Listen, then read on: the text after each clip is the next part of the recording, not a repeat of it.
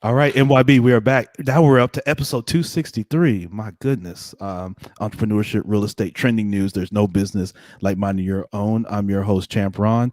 Wow, episode 263. We're just moving right on along. Thank you guys for all your support of all the episodes of the Minding Your Business podcast and supporting our great guests. You guys have been tremendous and really dope at supporting our tremendous guests that we get a chance to speak to and hear from as I bring you a kind of a myriad of people from different industries and different backgrounds so that you get a great perspective. That's the whole idea of minding your business is you get a great perspective of that intersection between business and lifestyle that I like to bring to you guys. And hope that as I hear your feedback that you share that you get value out of the podcast and something that you can take with you when you get done listening. That's always my hope, and that you guys take something from it that you can go implement, even if it's just one thing.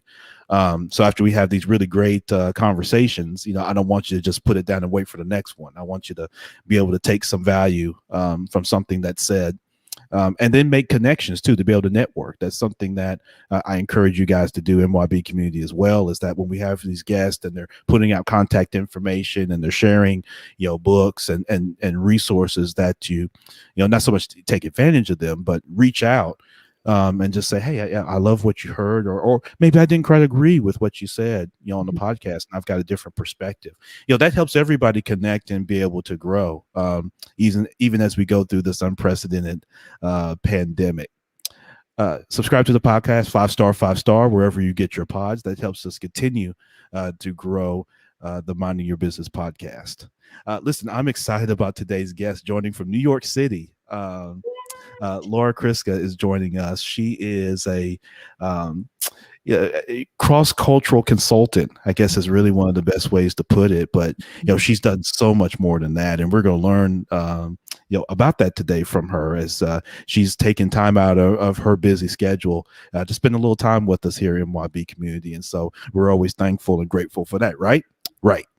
So, Laura, thank you so much for joining today, and we really appreciate it. Thanks, Ron. I'm so glad to be here. Yeah, absolutely. Well, we're glad to have you here, and we want to jump right in because we want to learn a little bit more about you and kind of what you do, the great things that you've done to really help edify, kind of business all around, right? And again, it's all about helping people be just a little bit better, and you've done that on a number of different fronts. And so let's get into it. Tell us a little bit, Laura, about kind of your background, your transition to get to where you are today. Sure. Well, I'll start by saying that my work and my life's work is helping people build lasting trust across any type of us versus them gap without spending any money. That's really possible, I believe. But my story starts off in Japan. Yes. It's a little bit strange if people can see me. I'm a middle-aged white woman, and Nihongo de shaberu to minna bikkuri suru. So when I speak Japanese, people are like, "What?" But my parents were missionaries there. So I started off my life in Japan, but I grew up after the age of 2 in Columbus, Ohio, and I led very pretty, average middle class life. I lived in a small community that was very white, very homogeneous. And though my parents were very interested in Japan and kind of broadened my international perspective from a young age. So I was always really curious about Japan. And so when I got to be in college, I spent my junior year in Tokyo at a university where I lived with a lovely Japanese host family. That's where I really started to learn the language. And you'll probably never guess this, Ron, but I did a sport in college in Japan. Do you want to take a guess? You did a sport in college while you were in Japan. A Japanese sport. Ooh. Let me guess. So sumo wrestling. Oh, you're not right. But you're funny. Right. You're very funny because I'm about 125 pounds. If anybody, that's what I was saying. That was going to be my next question. If you were going to say yes, I was going to say, "Whoa, wait a minute, Laura. Let's dive into that." No, but that sumo is a very Japanese sport. You're right. But I did judo. Ah, I had been a sports person. I'm not a big person, but I always loved sports. I had played, basketball, volleyball, some cheerleading, cheerleading, but doing judo was just so exciting. It was completely different from doing sports in America. So yeah. I loved the whole junior year abroad. I came back to America. I finished college, and then I got a job working for Honda Motor Company. Honda Okay. has a huge factory in Ohio. They employ over 20,000 people now. And because of people I knew and opportunities, I met people at Honda, and I wanted to work in Japan, and they said, "Great, we want to send you to Tokyo." So I showed Hmm. up in Japan, 22, Okay. clueless, but also completely full of myself, right? Do you remember that when you're like, I'm going to be Yeah, the during next those days, yeah, of successful course. businesswoman? Right. God's gift. Yes, I was God's gift to the international business community at age 22. That's how Right. I mean, it's insane, but I was pretty confident. And I got to Japan, and even on the very first day, I had a kind of a culture awakening, I will say. Sure. And this cultural awakening was due to this false notion that I thought I knew what I was getting into. Because by then, I had some pretty good Japanese skills. I had lived in Japan. I wanted to be there, but I really had not done the work to deeply understand some of the issues I was going to be facing. And that manifested itself in the clothes. Sure. So, what I mean by that is that I showed up on that first day wearing this cream colored Liz Claiborne suit, beautiful, brand new. And before lunch on the first day, they had offered me, kind of suggested very strongly, that I put on the women only uniform. It was a Mm. blue polyester vest and skirt, a lot like what Girl Scouts tend to wear. Right, right. And I was just like, "What?" It was really a culture shock, but I did wear the uniform. I said goodbye to my Liz Claiborne suit and all the dress for success, stayed in my closet for 2.5 years, Right. um, because I was the visitor, I was the guest, and I needed to adjust. But that was the kind of start to me having an awareness that thinking you understand a culture and really knowing it are completely different, and that there are visible indicators of cultural difference, right? The way people Right. dress, what they look like, but these are just small indicators. The real value and difference, I believe, tends to be invisible. I Mm. mean, I think we can probably both agree it's not a good idea to just look at somebody and think you know him, her, or them, or a cultural group. Yet Right. people do that all the time. And this causes problems small and problems large. And so this was the beginning of my awareness of culture and how important it was in the workplace. I spent 2.5 years in Japan, kind of stumbling through. I had some successes toward the end. Yeah. And then I wrote a book about this experience. It's called The Accidental Office Lady. Let's see, I have a copy of it here. This Yeah. is the old book. This is Yeah, one that's the about. book. Yeah, I was gonna say that's the one, and that's currently available as well. The Well, Accidental I Office thank you Lady. for mentioning that. Yes, it Yes. is currently available. Yes.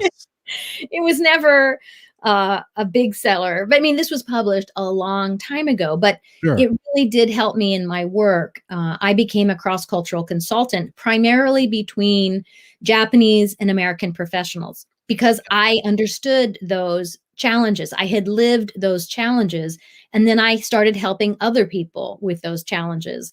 And I Yeah. did that for about 20 years. And then my clients started asking me to travel to other places. And I really started to understand that the tools and the framework that I had developed for this very specific, Japanese and American, us versus them dynamic, that the tools could be applied to any us versus them dynamic. And eventually Yeah. that's what led to the current book, which is The Business of We, which is narrowing gaps, actively narrowing gaps so that we avoid the damage that's caused by us versus them. And Sure. instead, not only are we avoiding problems, we're gaining the benefits of a we culture. Mm. Yeah, let's go into that a little bit, Laura, because obviously, if kind of, before we fast forward, right, as you were kind of getting into understanding the dynamics, right, that are barriers between being able to do business and have personal relationships, right? The barriers that human beings put up, right? And Mhm, you talked about it specifically between obviously America and Japan. mhm, I guess let's combine that. Let's compare and contrast. So when you were first starting out, what were some of those one or two of those kind of major barriers that you would kind of see that you had to work with individuals to help overcome, and mhm, then kind of compare that to today? mm, Do those same barriers maybe still exist? Have they maybe expounded, or maybe are there new barriers mm, that maybe have been created, maybe over time, that you're helping people in these roles to be able to overcome, so that they could be a little bit better in how they connect? mhm. That's such a good question. Uh, I would say that fundamentally, there in any relationship, there Hmm. is invisible data about Mm. another person, their values, their assumptions, their expectations, the things that have brought them to where they are in their lives that you just don't know when you're first meeting someone. And True. that understanding as much as possible about those invisible pieces of information is critical to building a trusted colleague level relationship. And this is the goal of we building, is taking action to actively build a trusted colleague level relationship with somebody who's different from you. Maybe they Yeah. look different, they sound different, they grew up in a different country or area, different gender orientations, different religions, whatever the difference is. Yeah. I believe that it's so important to understand those invisible pieces of information. It doesn't mean you have to like it or even agree with it, but Mm. understanding it is what Right. I see people fail to do, and because they don't do the work to understand it, they remain on the surface. And when we remain superficial and on the surface, we make mistakes all the time. Yeah. Mm. And what's interesting in that is it sounds like those areas that you described, those um, kind of psychological, kind of areas that we all have embedded, right? Mhm, It mhm. sounds like those have continued to kind of transition, and maybe in different forms or fashion, from the Yeah. time that you kind of got started in the space, even up till today, right? As people have evolved and that sort of thing, those common kind of uh, kind of ways that we view the world, and Mhm, different biases that we may have embedded, mhm. towards, from one to the other, are still kind of prevalent. And so that, Oh, that yeah. leads me, Laura, to what have been the ways, how do you help people break these things down, right? Because Mm, you have an experience and a track record of helping people, men and mhm, women, be able to break down these barriers, because they mhm. can really stymie Ah, business and things yeah. personally and professionally. Yeah, it's a big problem. It's a really big it used to be I think people thought of talking about this kind of stuff as more of a luxury, or, we can talk or not, or it's not that important, but it is Yeah. mission critical to address these issues. So the way that I address it, there are 3 steps to we Okay. building. One is fostering awareness. And that means simply that we think of culture gaps not only related to different countries. That's a reasonable example. And that's what Sure. normally I say, hey, Ron, can you give me an example of a culture gap you have observed or experienced in your life? Actually, Ron, can you give me an example of, I don't know, a culture gap where people were behaving in a way that you were like, what's going on? Yeah, you know what? I'll give you one. So my last kind of role in banking, where I was the kind of retail executive, Mhm, um, one of the things that I had come up, kind of through banking, Laura, from management trainee all the way through, I worked different levels in the branch network and business banking on the commercial side.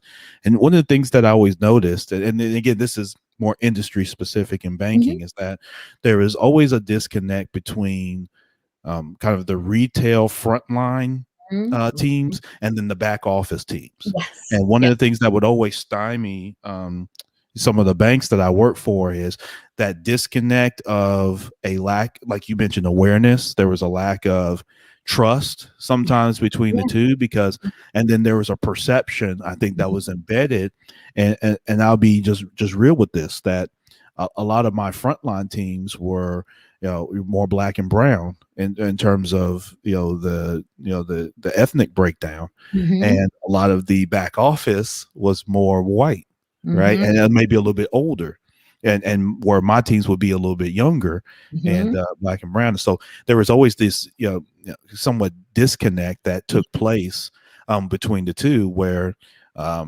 each side is kind of pointing missiles at the other, right?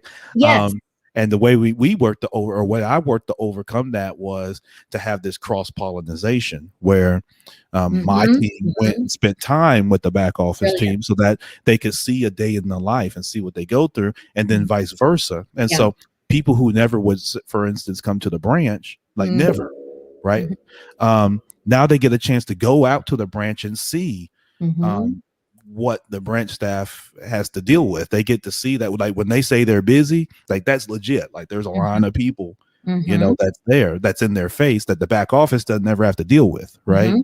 Mhm. And then my team got to see that the complexity that it takes. Like the back office isn't there just to say no; they're there to vet and help organize, processes and things like that. And they get a chance to see the level of complexity sometimes that the back office has to deal with, right? Mhm. And what Mhm. it's like when the frontline team dumps on the back office team and they have to clean a lot of things up, and how that Mhm. creates inefficiencies and things like that. So once people got a chance to see a glimpse of what each other does, Mhm. that awareness, at least from my evaluation, Mhm. help kind of at least tone some of those things down, Laura, and help to bring people together where they say, oh, I didn't know that. You know what I mean? That you have to deal with this or you have to deal with that. And also what it did was it helped kind of generate better career pathing, because then now Mhm. people got a chance to see, like when a position comes open, they had a better sense of Mhm. who that reports to, what they expect, Mhm. what a Mhm. day in the life looks like. So is that something I want to aspire to do? Yeah. And so instead of always having to go outside the bank to find that talent, sometimes that talent could be Mhm. groomed internally, and that just helped with morale and Yeah. opportunities as well. That's fantastic. And that cross-pollination that you chose to do is an example of we building. So Yeah. you are a we builder. Hey. Consider you're a we builder. And I Yeah. also want to say anybody can be a we builder, but there are different ways of that. But the us versus them, front office versus back office, classic mandate, departmental mandate difference, and then added on to that race and ethnicity differences that you described, Right. and really cause people to feel a huge gap. And so this is the idea of step one, is just being aware that culture gaps are not just, Brazil versus Italy or Right. Japan versus America. They are Yeah. front office versus back office, or white versus black, women versus men, Right. my teenagers versus me. Like there, Right. there's so many culture gaps. And so that's a pretty, simple thing for people to understand, but it's an important one. The Yeah. second step in we building is the self-evaluation.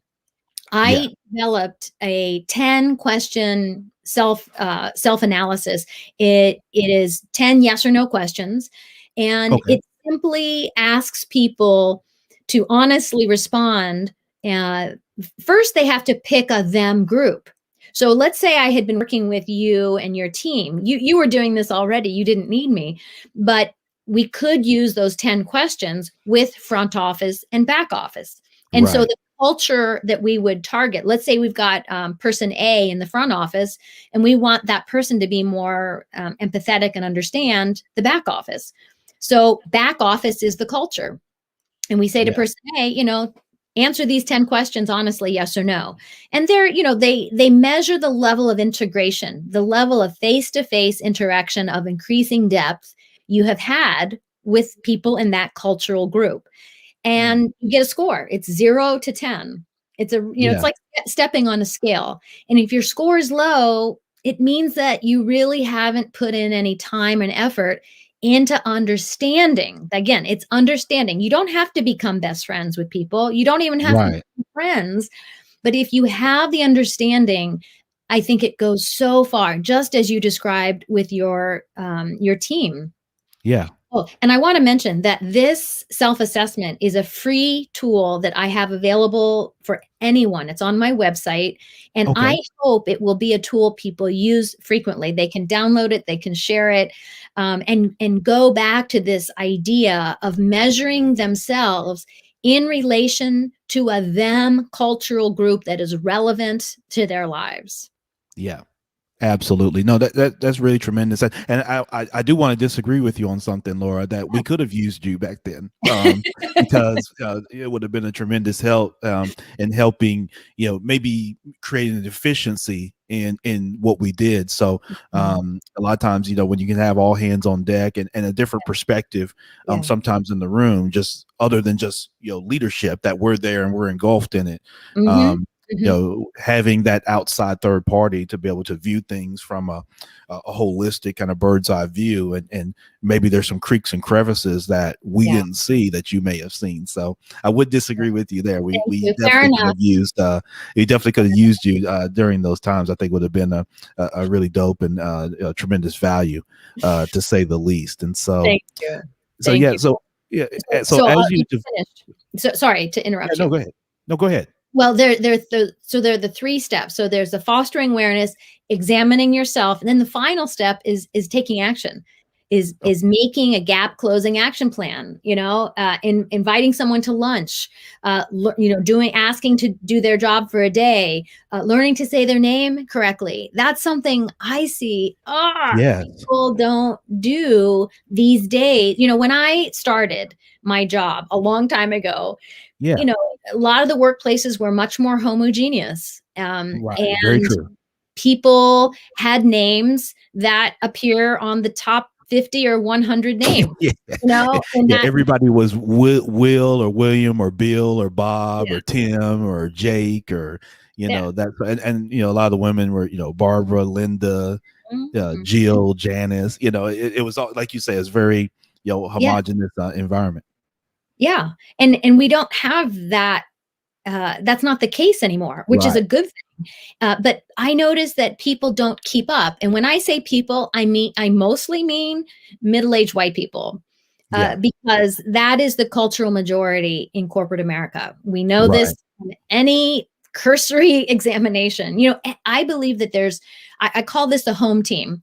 Every organization has a home team. Right. That's people with the power and the money. And so when I worked in Honda, the way I would describe the home team was Japanese, male, and middle aged.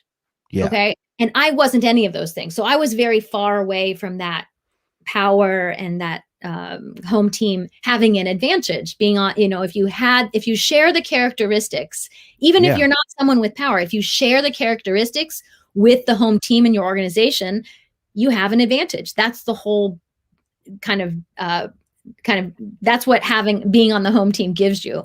And so in Right. corporate America, the home team in most organizations, not all, but in most, is middle-aged white and male. And so I'm a middle-aged white woman, so I have much more proximity to that central locus of power. And so I have an advantage in many aspects. So if somebody in the organization does not share those characteristics, it's much easier for that person to feel like an outsider, like a them. This is the whole Right. point of us and them. And we building requires people, especially on the home team, to notice that they have an advantage and then take action to broaden the definition of who belongs. And that can take place in the way you speak, the way you address people, who you invite to meetings, who you have lunch with, where you sit. I mean, virtually every decision we make in daily life, we are expressing a value of who belongs and who doesn't. Yeah. Absolutely. And so today, let's just talk through today, on that very point, Laura, which is, obviously we've got the pandemic going on, and you're there in New York City. And so you're there in a very, diverse, kind of city, right? Mhm. Much more than, me being down here in the South. New York City has always been known for the most part, for its kind of, kind Oh, of yeah. cultural diversity and that Mhm. sort of thing. And you've worked in, organizations where you've had to try to break that down. Talk about the diversity in today's climate, right? So we've Mhm. had, now we're coming up on a year past George Floyd, Mhm. where America, not to say for the first time, but America was, so 2020 challenged, in my opinion, the United States of America, Mhm. right? Mhm. Um, that was my synopsis of 2020. That the Yeah. first word in our name as a country was challenge, united, right? Mhm. Because it was exposed that, and non-black people got a chance to see Mhm. firsthand, full, Mhm. not just clips or images, but they got to see the full interaction between a black man and the police, right? Mhm. And Mhm. there have been other instances, and now we've got some recent incidences that have taken place. And so I think the conversation is continuing to progress, right? Mhm. Which I Mhm. think that's a good thing. Yes. Um, yeah, there are platforms that may take advantage of that, but that's another story. But for intensive purposes of the conversation, what are you seeing as more things, the advent of the camera phone, now Mhm. allows people to be able to report on, Mhm.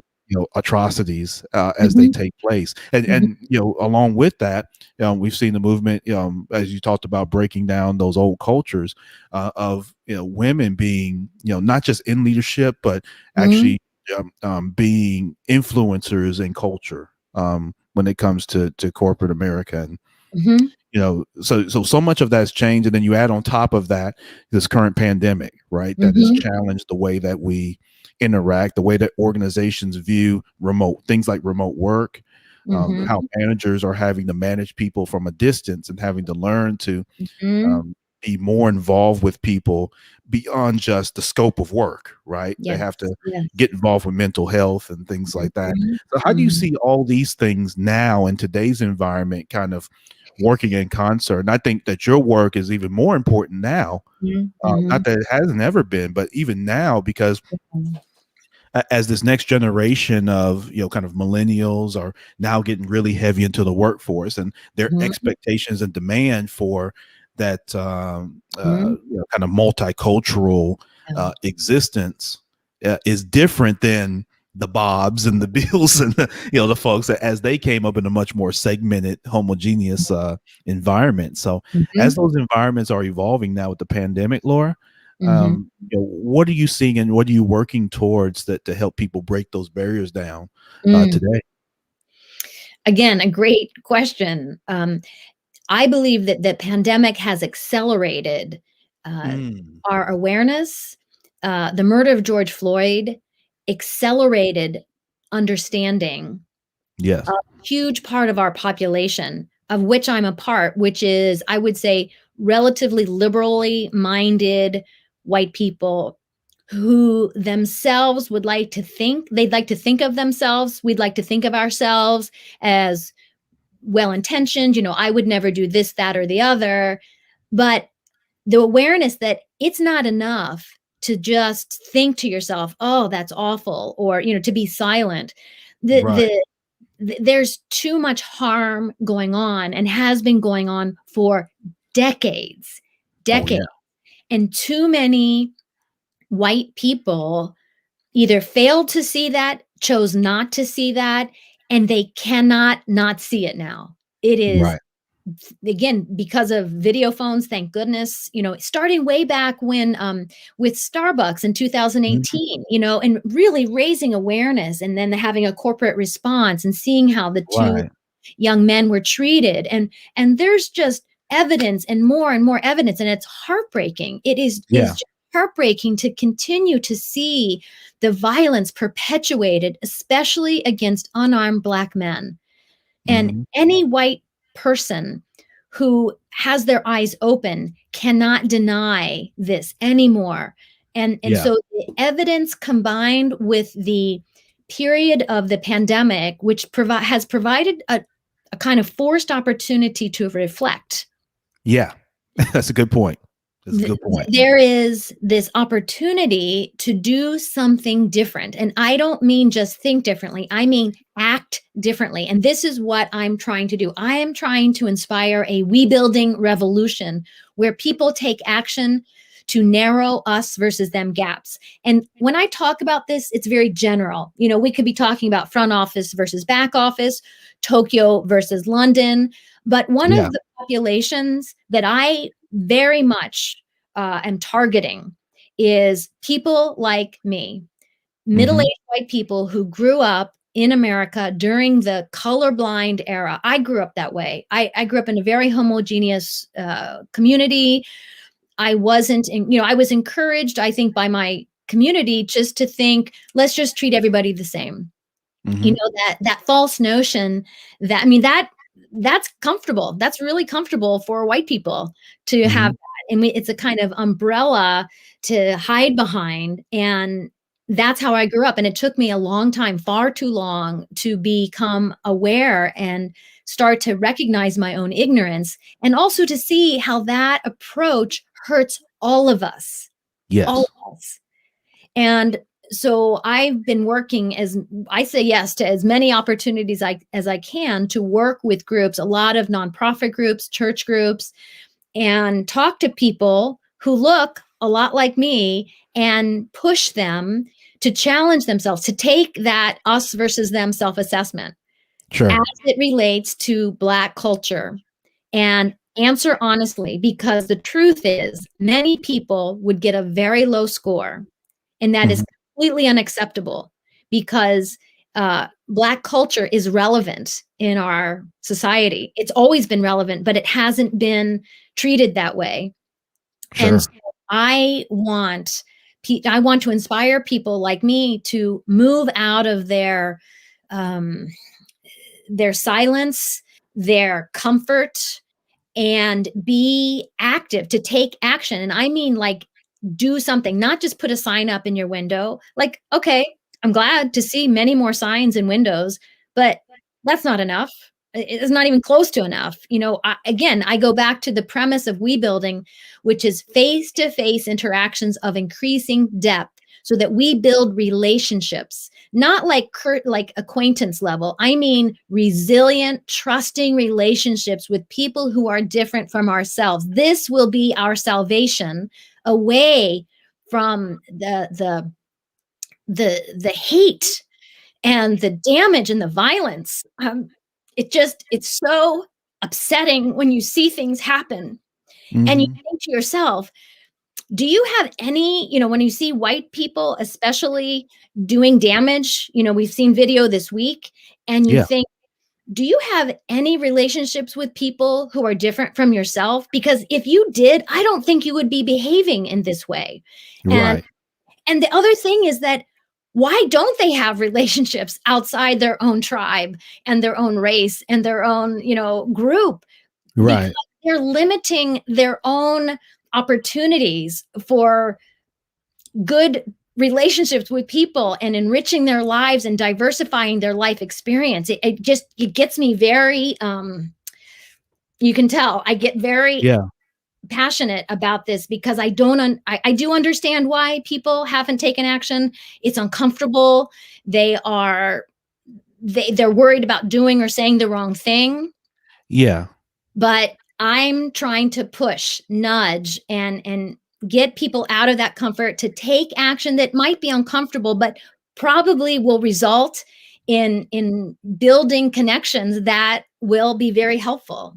Yeah, Laura, let me commend you and show your appreciation for what you said. in kind of this public forum in this matter, and with the passion and conviction that you said it with. I think that there's a great call to action within the message that you just gave. And I did a podcast, about kind of the real estate industry here in Memphis back in sometimes pre kind of Community Reinvestment Act, where there's a lot of redlining. And one of the things that came from that research within that story, and I had a historian on as a guest, and one of the things that came from that was that white people felt, well, they were actually threatened. If they sold their house in a particular neighborhood to black or brown family, or a black or brown person, that they would be kind of persecuted and kind of feel the wrath of that themselves. And I think that from those times, this is back in the 1940s and 50s, that even from those times, those folks just decided, listen, I'm just again, screw all you people. I'm getting far away. That's what helped build the suburbs after World War II. I'm getting away from all you people. Yeah. And I don't want to have to deal or feel threatened by it, and I'll just stay quiet. So I'm not going to, maybe not be active perpetuating it, but I'm also not going to help or say anything to, try to, fan the flames, because I might say the wrong thing that becomes insensitive, that someone gets offended by, and or I may feel the wrath of a backlash from, people who do look like me, who may not share my level of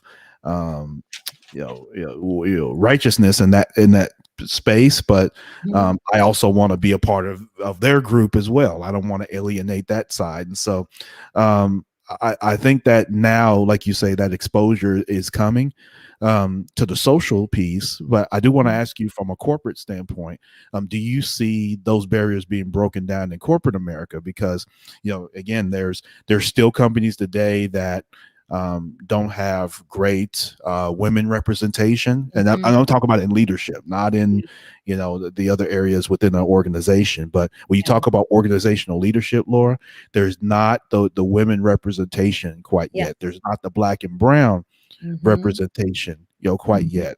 A lot of people are hitting their head on the ceiling. One of the things that I always, and this, looking back on it, may have hurt me sometimes in being vocal in this in my career, was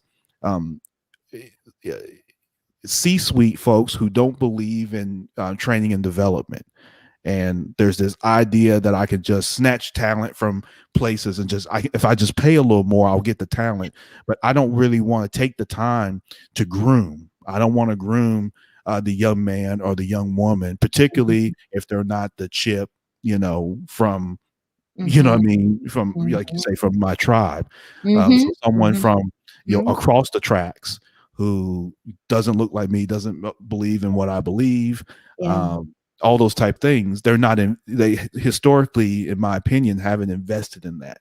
Do you see that as an opportunity, one, to go forward, Laura, where corporate executives can, begin grooming? Because a lot of times with black and brown, and with, even from women, there's a development piece that has to take place, right? It's everything is not going to be. So, for example, if you're hiring a CFO, a lot of corporate executives just want the person to walk right in their nice, suit, like you talked about earlier, already polished, already ready to go. You just slap them in the office and they just start managing, your finance and accounting functions of your business, as opposed to taking someone who has a strong desire to do that and has a strong work ethic, and they may not have, the fancy degree, they may not have the fancy lingo, right, and that sort of thing.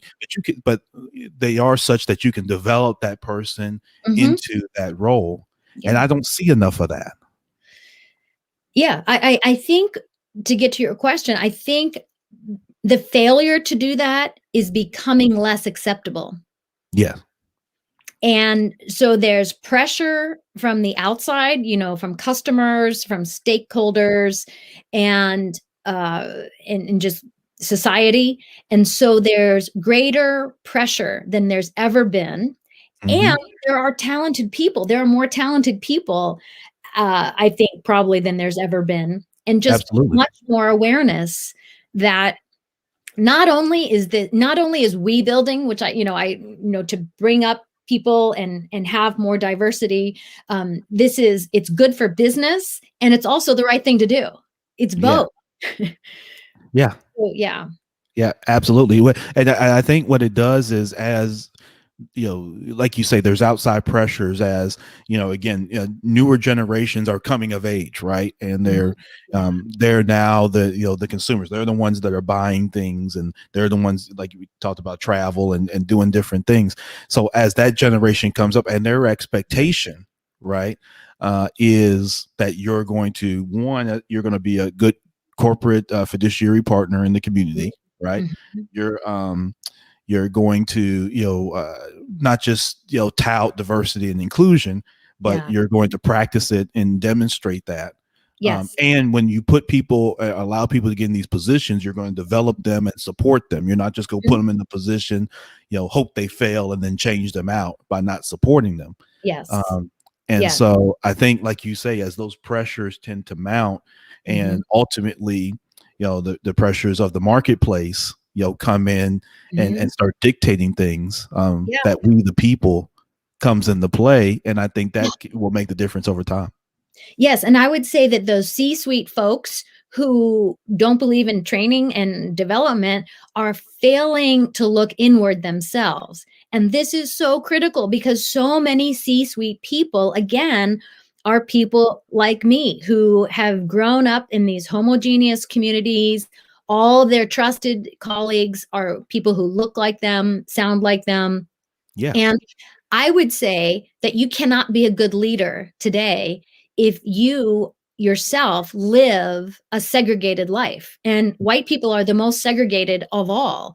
And so it's incumbent upon leaders, if you recognize yourself in that description I just gave, Yeah. to examine yourself, take those 10, answer those 10 simple questions as it relates to many different non-white communities, and then take action, because you really have no business being in a position of authority, making decisions about policies, hiring, mentoring people. You have no business doing that if you are living a homogeneous life. Facts. Nope. I love that. Laura Kriska is our guest today, joining us. She's the author of the book we're about to talk about, The Business of We, as well as a cross cultural consultant. And you can hear the tremendous value that she's sharing with us on today. Let's talk a little bit more, because we've kind of dibbled and dabbed in the book a little bit, Yeah. Laura, but let's dive into it a little bit more. Obviously, people can pick it up at your website, lauracriska.com Mhm. /books. You could go right to it. Right to Um, so that's the link that's in the show notes. And so, it. Laura and I were joking a little bit offline that, Amazon, as great as they can be, they don't need our help in traffic. So, I think they've got that pretty well covered. So definitely go to lauracriska.com /books. I'm encouraging you, MYB, to do that. Make a purchase of the book. And then reach out to Laura and let her know that you heard her right here on the Minding Your Business podcast. But you'll get the book, read it. Don't just buy it and sit your drink on top of it. It's not a cup holder, right? It's not a coaster. It is a book. Open it and read it, right? And then highlight some things in there. And hey, I'm encouraging you guys. Hey, shoot Laura a quote from the book, just something that maybe resonated with you. Just highlight that in the book. Shoot her a message and just say, hey, this resonated with me. If it did, and I'm sure Laura would appreciate that. I would. And get and provide feedback, Yeah. so that can help her with going forward as well. So let's do that and be supportive, MYB community, okay? And I'm going to be doing the same.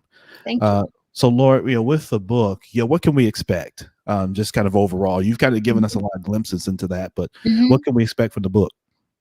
Well, it talks a lot about both failures and successes that stories of people I've worked with, and they can be very encouraging. I think people can see themselves in the book, and there's a lot of prescriptive recommendations in the book. How to look for problems, us versus them problems. I think sometimes people who have a very high position don't see what's going on when you were describing your front office versus back office, you had an ability to see directly what was going on and hear the way people spoke about the others and how they behaved.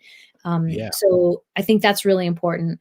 And Yeah. again, it's providing the tools. I think the book will provide tools for anybody who wants to improve any us versus them dynamic that is Mm.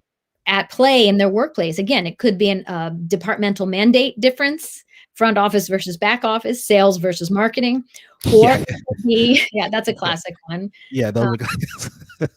Yeah. or one related to issues of identity, because there's no end to the us versus them dynamics, and it's my wish and my goal to put an end to the highly consequential, I call them game changing us versus then them negative outcomes. So we building keeps people away from these highly negative outcomes, but it's Yes. not just avoiding the problems. You actually leverage your cultural knowledge into positive outcomes. That's the goal of we building. No, I love that. No, that's tremendous, Laura. Really dope. Yeah, so make sure again, laurakriska.com Mhm. backslash books. Go ahead and pick you up a copy. I think it's something, whether you're in the workforce or if you're a business owner, right, and you're hiring people, or you think one day that you will be hiring people. Um, Mhm. and even if you're not, even if you're going to be a solo organization, keep in mind that in your organization you are HR, right, and you Mhm. also have hired Mhm. yourself. Mhm. And a lot of us, and this is going to be another subject for another podcast, is Yeah. how we mistreat ourselves as HR managers within Mhm. businesses, particularly when we're solo. Mhm. A lot of you will be amazed at how bad you treat yourself as an employee of your business. That if you were working for a company, you'd probably be an EEOC on yourself, because many of you don't take vacation, you don't take any time off, you're working around the clock. You know that within an organization, if you were doing that, there you'd have a major issue with that. However, you don't always raise that for yourself, and so I think wherever you are in the spectrum of business, I think pick you up a copy of The Business of We, and you'll find tremendous value. Laura, as we kind of wrap up, because this has been a really, really good conversation, really good dialogue. I'm sure that people are really enjoying this conversation, and maybe having some critical thinking moments within themselves, some things that we can all challenge our mindsets on. But for those listening, Laura, what are one or two things that have really helped you in your success that you think can help someone that's listening?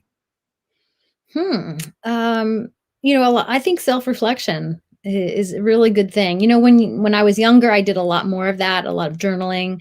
And I think as we get older and we might find success, we might think, oh, I don't need that anymore. But I continue to find that a very useful tool. Yeah. And then, also asking for help.